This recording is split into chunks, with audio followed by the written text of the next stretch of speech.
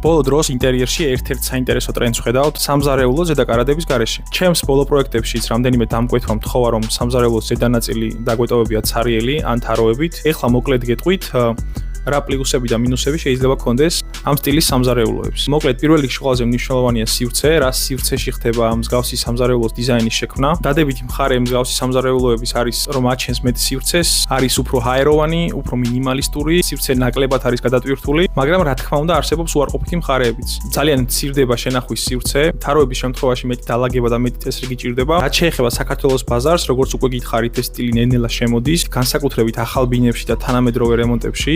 თუმცა სრულად ალბათ ვერ ჩაანაცვლებს ძველი კლასიკური სამზარეულოების მეორე სართულის იდეას, რადგან ჩვენი სივრცეები ხშირად პატარაა, შესაბამისად შენახვის და სათავსოების პრობლემა მაინც კრიტიკულია, თუმცა შესაძლებელია გამოვნახოთ შუალედური ვარიანტიც, სადაც ზედანაწილი ნაწილობრივ ღია იქნება, ნაწილობრივ დახურული. ჩემი აზრით, საქართველოში ეს ტრენდი უფრო კონკრეტული არჩევანი იქნება, ვიდრე საერთო ტრენდი. ჩვენი ბაზრისთვის და იმ ზომის ბინებისთვის, რომელიც საქართველოში მასიურია, მსგავსი აუთვისებელი კედელი ყოველთვის იქნება პრობლემა ქართველი დიასახლისებისთვის. თუ რაიმე კითხვა გექნებათ, დამიწერეთ კომენტარებში, დროებით.